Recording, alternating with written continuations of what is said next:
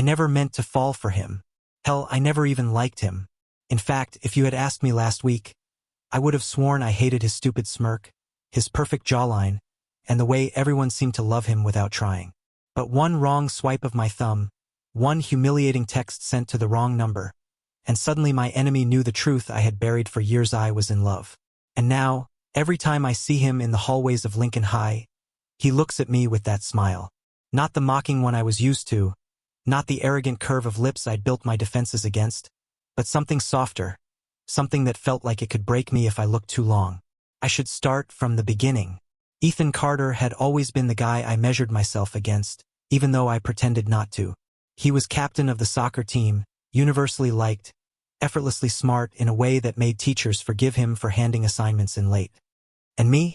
I was the quiet one with blonde hair that fell into my eyes, the one who edited the school newspaper and knew more about books than people. We clashed over everything: student council meetings, debates in class, even who got the last slice of pizza at parties. He lived to get under my skin, and I lived to despise him. At least that was the lie I told myself. The truth was uglier. Somewhere between his relentless teasing and the moments he didn't know anyone was watching, I found myself drawn to him. To the way he lit up when he laughed, to the fleeting softness when he comforted a teammate, to the fire in his eyes whenever he argued with me. It was infuriating because I couldn't stop the feeling from growing. I had no plan to confess, ever. But one night, staring at my phone with my heart full of words I couldn't say, I wrote a message. A confession. I meant to send it to my best friend, Jacob, just to get it out of my system. My hands were shaking as I typed. I can't stop thinking about him. The way he looks at me, the way he makes me feel alive and furious at the same time. I think I'm in love with him, and I hate myself for it. And then, with the kind of cruel precision the universe loves, I pressed send. To Ethan Carter. I realized too late.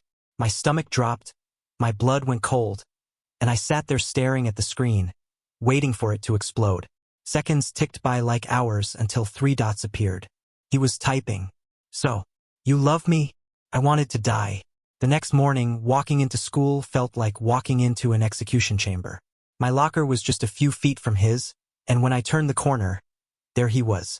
Ethan leaned against the metal doors, backpack slung carelessly over one shoulder, looking like he had every right to own the world. When his eyes caught mine, that smile bloomed different, deliberate. "Morning, lover boy," he said softly, just enough for me to hear. I wanted the floor to open up and swallow me whole. The days that followed were torture. He didn't tell anyone, at least not that I knew of. But he looked at me differently. In class, his gaze lingered too long. At lunch, he sat closer than he needed to. During a student council meeting, his knee brushed mine under the table, and he didn't move it. I tried to convince myself he was mocking me, playing with me like a cat toys with a trapped mouse.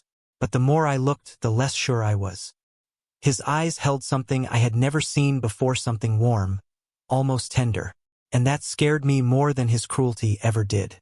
One night, I found him waiting for me outside the library. I froze when he called out. "You could have just said it, you know," he said. Face to face. "I didn't mean to send it to you," I mumbled, hugging my books to my chest. "But you did mean it." His voice wasn't accusing. It was curious. I didn't answer. He stepped closer, and suddenly the streetlight caught his features in a way that made my chest ache. "You know what's funny?" he said. "I've spent years teasing you because you get under my skin. I didn't know why. Now I think maybe I do." The silence stretched between us, heavy and fragile. I could hear my heartbeat in my ears. Then, slowly, Ethan reached out and tucked a strand of hair behind my ear. His fingers brushed my skin, sending a shock through me. "Don't look at me like that," I whispered. "Like what?" "Like you could actually care." His smile softened. "Maybe I do." Of course, it wasn't that simple. Nothing ever is. Rumors started when people noticed how much time we were spending together. Jacob confronted me, his voice laced with worry. "He's messing with you, man. Don't let him. He's Ethan Carter. He doesn't do real." I wanted to believe him, but then Ethan would look at me with those eyes, and I couldn't. The real breaking point came one Friday night after a soccer game. Ethan played like fire, scoring the winning goal, and the crowd went wild. I stood off to the side, invisible as always, until I saw him push through the fans and head straight toward me. "Come with me," he said, grabbing my wrist. He pulled me under the bleachers, away from the noise. My pulse hammered as he cornered me against the cold metal beams. "You drive me crazy," he said, his breath ragged. "You make me angry and confused in God. I can't stop thinking about you." And then he kissed me. It was desperate, clumsy, but real.